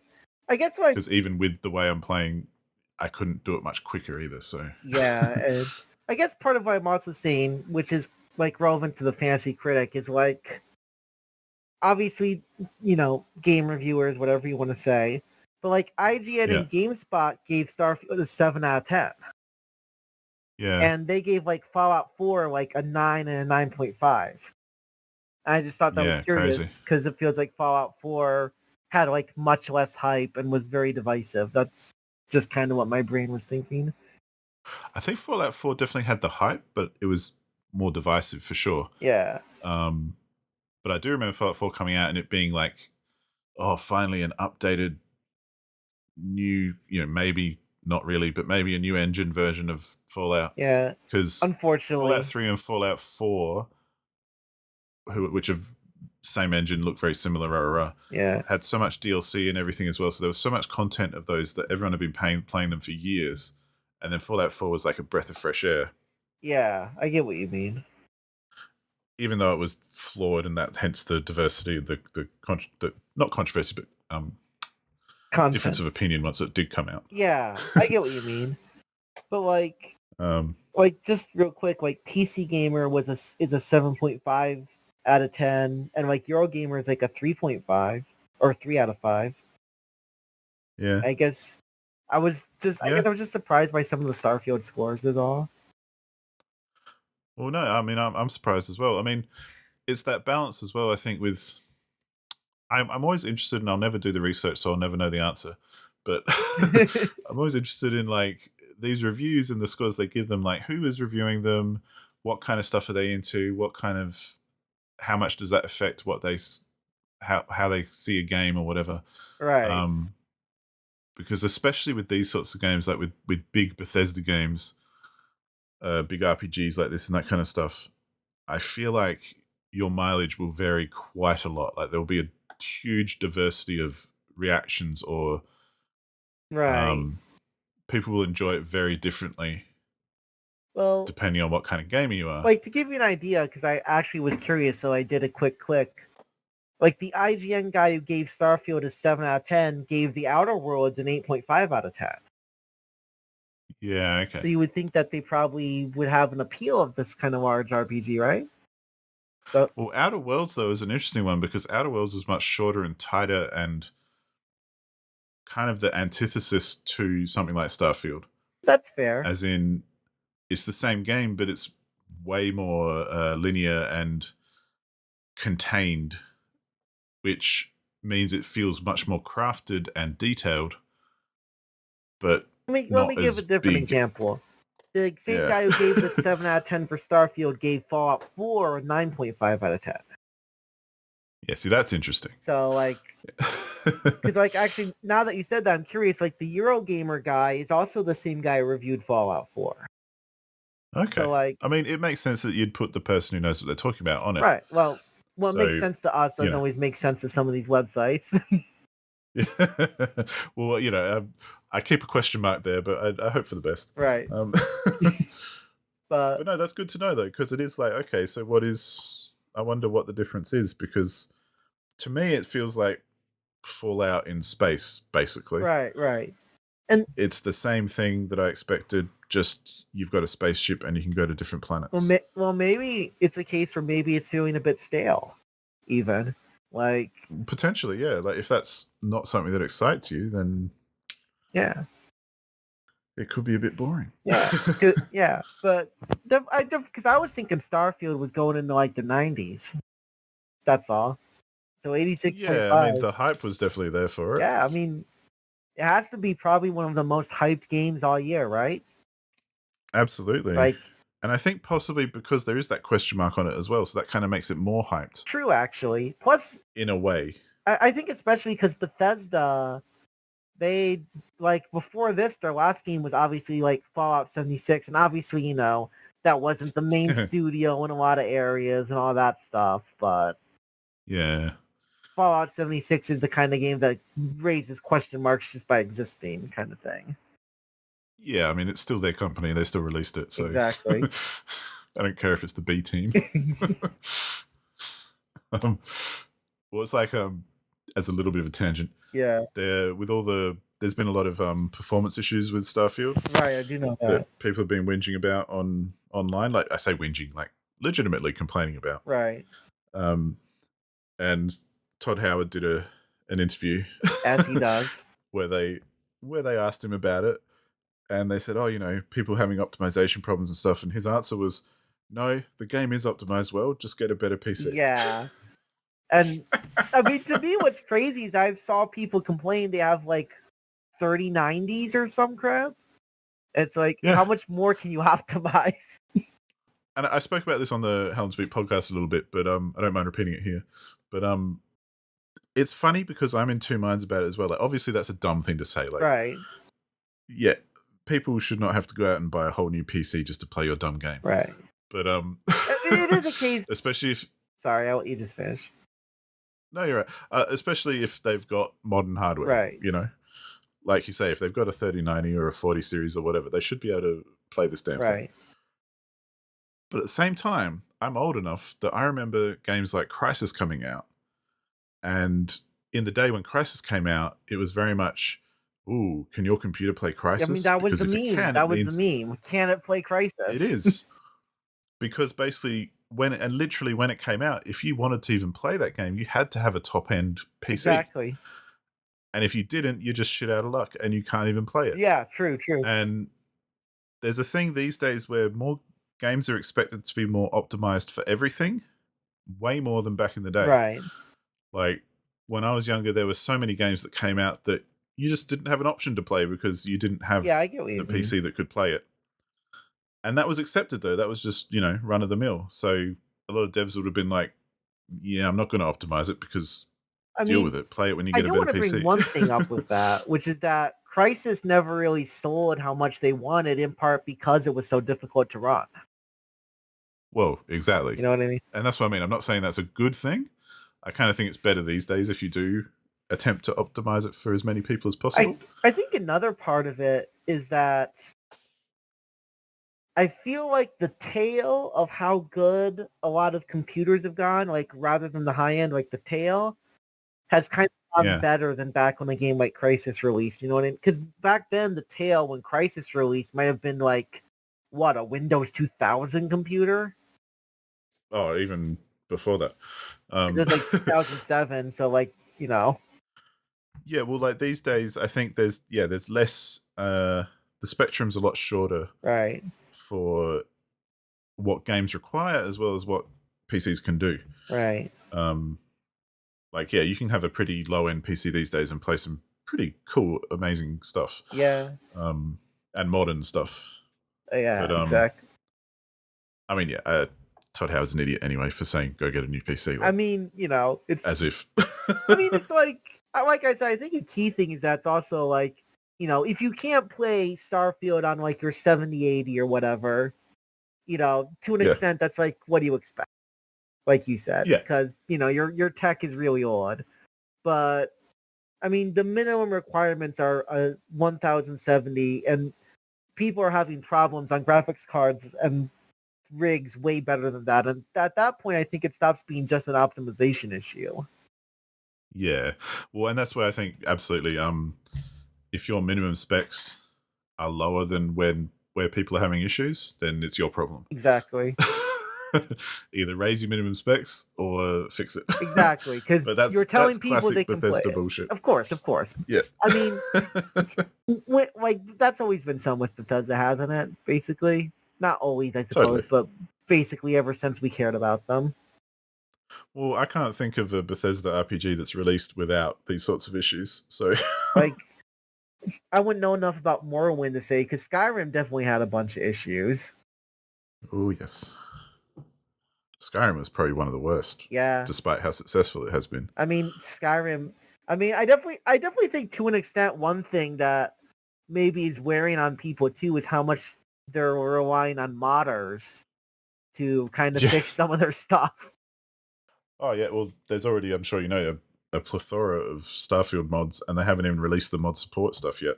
Oh yeah, I know. I mean, there's already people have a lamp that projects Phil Spencer's face to illuminate an area and stuff like that. So I love people; they're so good. So do I. It's a silly thing. Yeah.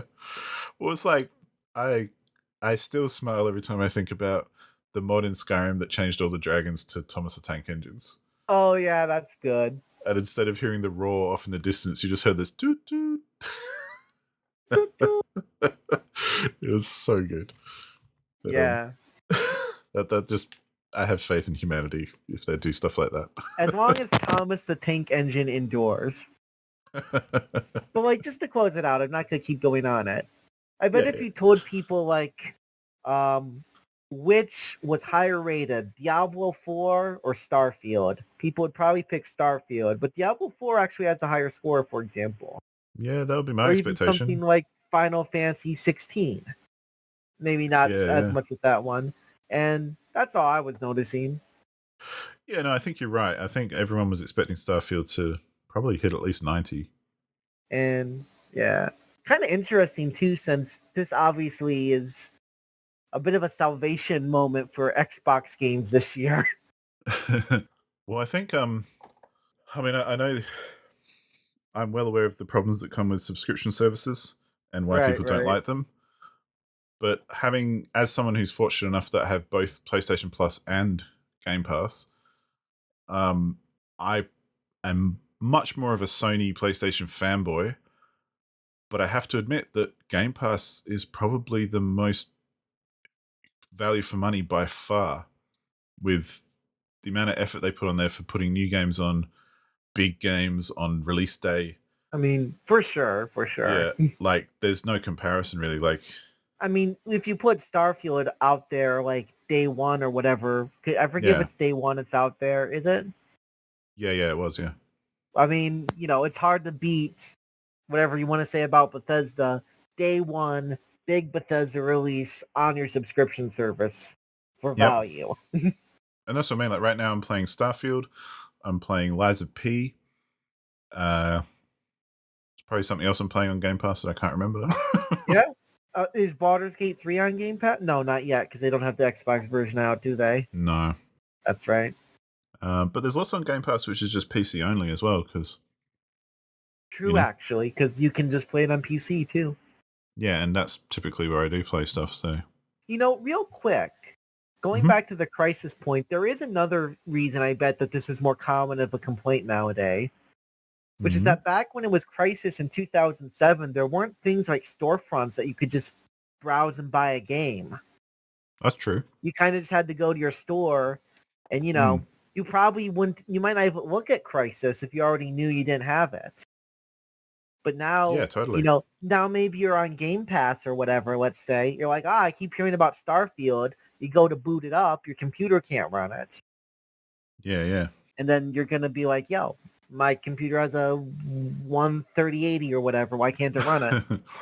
Well, I even kind of encountered that a little bit with Starfield because I didn't look at the minimum specs because I just assumed that I had them. Well, no, I did look at them enough to check my video card and stuff, and I recently upgraded to a 3060. Right. So I know I've got that covered. Yeah. But parts of my computer are getting fairly old and long in the teeth. But I booted up Starfield, and my first experience was I was getting about 5 frames a second. Oof. And it was really, really chunking in certain areas, like during cutscenes and that sort of stuff. Right. And I thought, hang on, it seems like it's trying to load things, but it can't quite manage it. And I looked at the minimum specs again. Well, and there was a thing in the minimum specs which said it needed a SSD. Oh, true. And I'd installed it like every other game that I have on a regular old hard drive. That makes sense. So I moved it to an SSD, and it solved all those problems for me. And now it loads fine. I get good frame rates, everything. Yeah, but just the hard drive could not. It just wasn't quick enough to keep up. Yeah. Yeah. Which, it was also 140 gig download. True. So there's a lot of not optimized stuff in there. Not necessarily as a bad thing. Like, part of the joy of having faster internet connections is we don't have to compress everything so much that it looks terrible. Yeah, mostly just takes up a lot of computer space. But yeah, I was like, I don't have heaps of SSD space, so because they were still, too expensive for me to bother with. But right. Especially when this is the first time I've encountered it actually being a problem. But I did, clear up enough space, put it on SSD, and now it works fine. So I wonder if that is something that perhaps people haven't thought of as well. I mean, I can believe it. Like, how much? Like, I wonder, like, what percentage of computers do you think still run on hard drive? I bet it has to be a decent amount. Yeah, I mean, or at least running games and stuff. Like, if you're not a PC nerd, this might be gobbledygook, but hey, my always good to learn. My PC my operating system runs off a M2 drive, which is a flash drive, which is kind of the current fastest thing you can get. Right.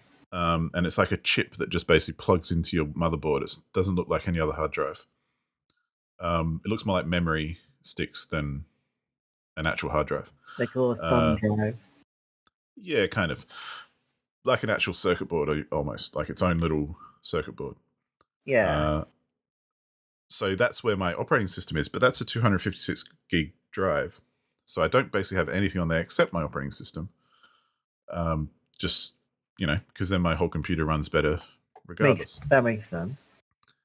And then I've got a couple of small SSDs that I picked up ages ago, which again are both about 250 gig-ish. So they're not that big, and I do have a bunch of stuff on there of other stuff that I use. So, I don't put many games on there unless I feel like they could really use it. But then I've got like a couple of big, like, I think one of them's like 8 terabyte regular old spin up hard drive that is just a big warehouse of a thing. Yeah, because you can just store basically infinite things on an 8 terabyte. Yeah, basically. So that's where I tend to install games because it's like plenty of space. It never has an issue. Yeah, it's a fast drive for its type, but it's slow compared to SSDs and that kind of thing. Right, and in this case, it really, really needs the SSD. Yeah, so that was interesting to note because I then went on like Amazon just to see and had a look at how much SSDs are these days because I haven't looked for ages. But they're still, they're not cheap. They're cheaper than they ever have been, of course. But right. But I didn't turn around and order a couple. Put it that way. Exactly. Like if you want a terabyte, it's still going to cost you a couple $100 in my money at least. Yeah, I mean, I think that's true because I believe I've looked this up before too, and yeah, I think even in like US dollars, it's the same thing. Yeah, so it's it's definitely cheaper than last time I looked, but it's still an investment, Right. So yeah, I do feel for anyone who can't just get a new PC, as Todd Howard suggests. I mean, I saw people saying that's like the Diablo. Do you guys not have phones moment? Oh, it's the same thing, yeah. Yeah, it's like, oh yeah, just go buy $1,000 PC, Well, it's like I always preface my own situation with saying I'm fortunate enough to have multiple platforms because I genuinely do feel very fortunate to have a PC and a PlayStation and an Xbox. Exactly. And I know how ridiculous that is. Yeah. And how rare that is as well, and how most people have one platform and that's all they've got. Yeah, you gotta kind of make do sometimes. Well, and fair enough too. Like that's why I honestly do feel very fortunate about it.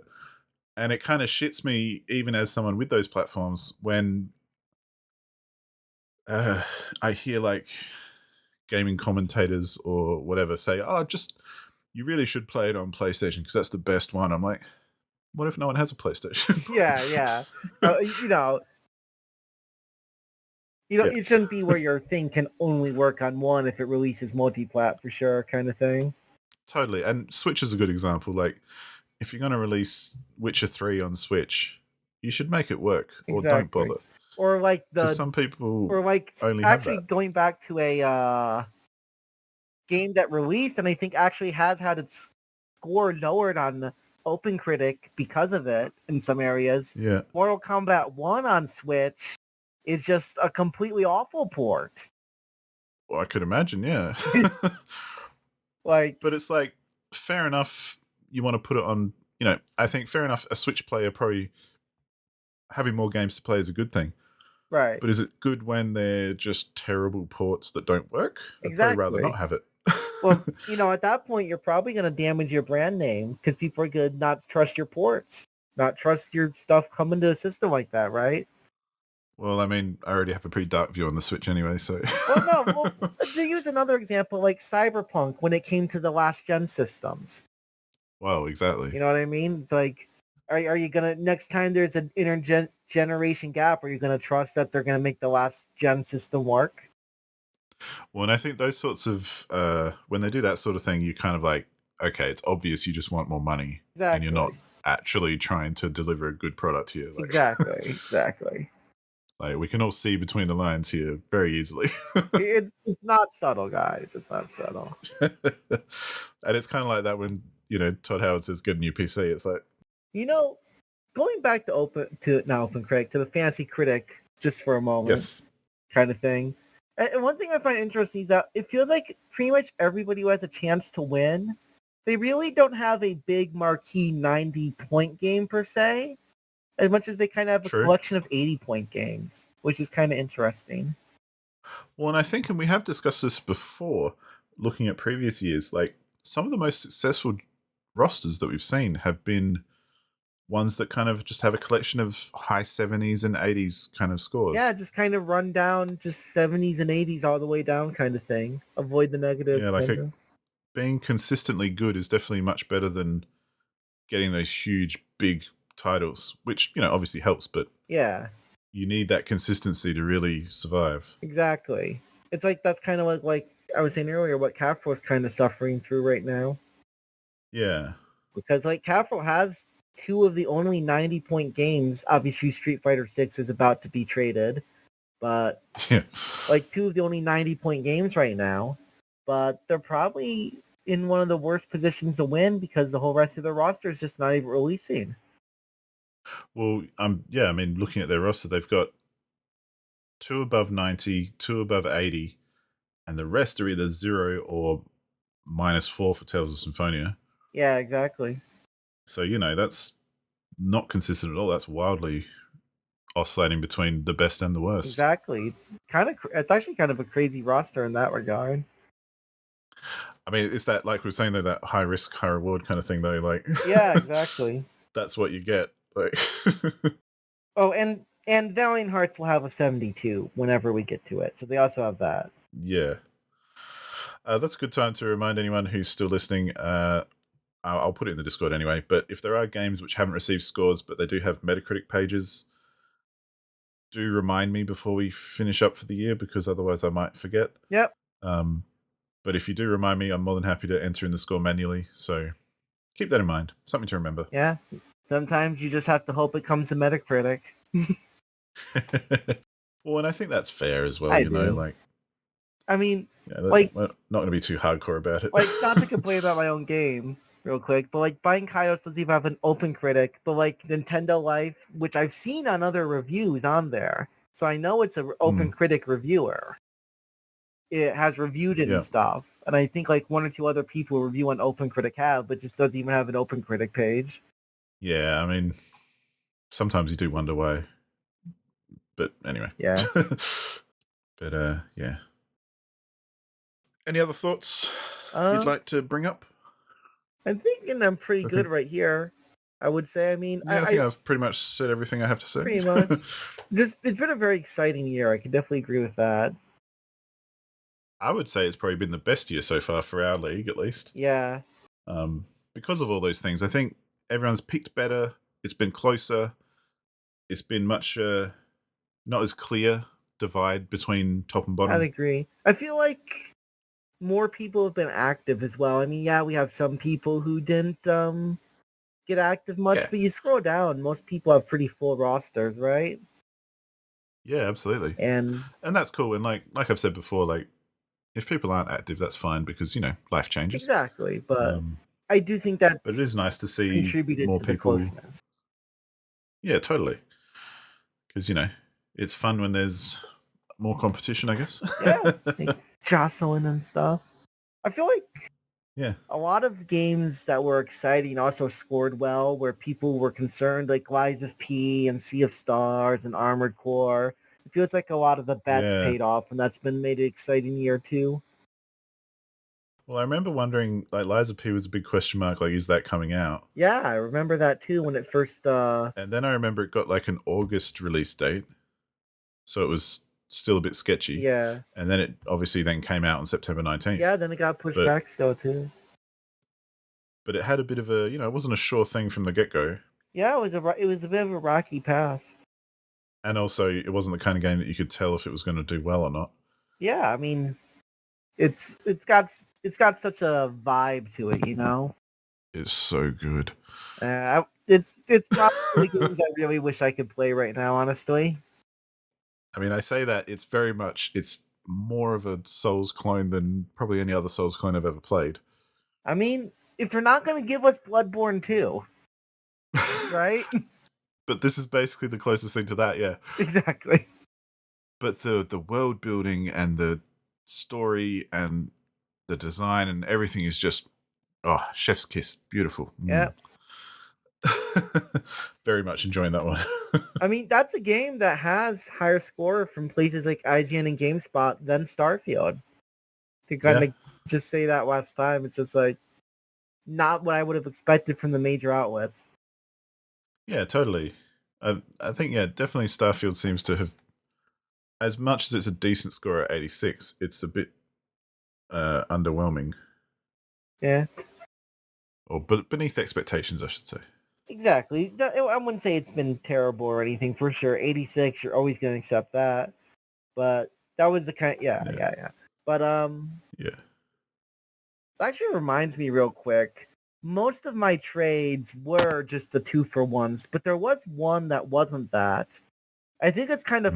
I think both me and Caffrel basically lost on the trade. It managed to be a big lose-lose because I traded away Final Fantasy VII Rebirth, which obviously just isn't coming out.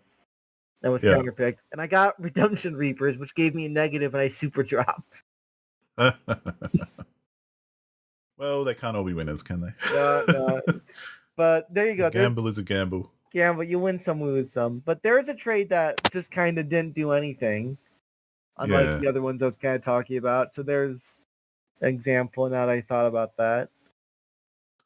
But I mean, you've been trading enough that you traded away Street Fighter 6 and now you're trading it back again. Yeah. It's which been I think a roller coaster. It was very funny. But, rock on, that's how it goes. It's a real World Warrior, you know what I mean? Yeah. But yeah. And with that, well, if you don't have anything else, we can wrap ourselves up. I just wanted to mention at the end here that we'll be doing probably one other recording towards the end of the year, which will be the end of year roundup, where we'll know pretty much who's going to win and where we're at. It'll probably be just before Christmas or something. Usually, we tend to aim for sometime after November 17th, because those are like when the because those are probably when the last big ones come out. Yeah, like Persona 5 Tactica, Super Mario RPG, stuff like that. Yeah. Probably my bet would be sometime after that in November, but like before Christmas. Yeah, so we won't be right at the end of the year, but we'll be we'll close as we can get. Right. That'll be the next time we record something, which will probably be our big wrap up episode. At the same time, around that time, will probably be sign-ups opening up for next year. So whether you're a current player or a new player, again, keep an eye on the Discord and the forum because this will all be mentioned there as well. But basically, sign-ups will be open as soon as the Fantasy Critic website opens up 2024 leagues. So I'm not sure when that is, but whenever that happens, we will be taking sign-ups immediately. And what I'd like to do this year is, like we have done in previous years, is perhaps start the draft as soon as possible, so like on the 1st of January. Yeah, I would agree with that. So we'll have our sign-ups basically finishing on the 31st of December. So make sure, if you're interested, to get in before then. And keep your eye on notifications. Yeah, because I think we even have some interesting games coming out in early January next year. Don't want to miss those. Yeah, I mean, I might throw it up on Discord as something to discuss as well, like even doing the draft sooner. Maybe have everyone sign up perhaps by Christmas Day and then start the draft after that. Yeah, that could work. Just because our draft usually takes 2 weeks, maybe 3 weeks. Yeah. Just because of everyone's time zones. I get what you mean. So, a lot of other leagues will do their draft all at once on the same day within like a couple of hours. Yeah, exactly. Whereas ours does go over a few weeks just by the nature of our time zones. Yeah, because nobody's ever going to be online all at once when we have like 10 people in 5 different time zones. Pretty much impossible. Yeah. But kind of half the fun is that we're all over the world, so I like that. Yeah, I like that too. And then afterwards, I'm going to bet we're going to do another post-draft analysis, and that'll be fun. Absolutely. Yeah, so there'll be more in the new year as well. But for now, this is just our kind of September roundup and look at where we're at with the league. Yeah, March for spring, now we're in the fall kind of thing. Or the opposite for me. Oh, true, actually. Yeah, I'm just going to spring now. So True, actually. This is why it's fun being international. Yeah, there you go. You can get your hemispheres mixed up. It's like it's also 2 p.m. right now while we record this in where I am. 9:41 here. There you go. So, yeah. As always, like I say, keep an eye on Discord and that. Everything will be in there. I try to put it wherever I can so that no one misses out. But I'd like to say a big thank you to FrozenRoy for showing up and discussing everything with me, because it's much better than talking to myself. I mean, I'm just happy to keep getting invited back. It's fun. I like doing it. And we'll do it again. So thanks everyone for listening, and yeah, by all means hit us up on Discord or the forum, and if you have anything to say or questions or whatever, and yeah, we'll see you next time. Yeah. Signing off. So long. Au revoir.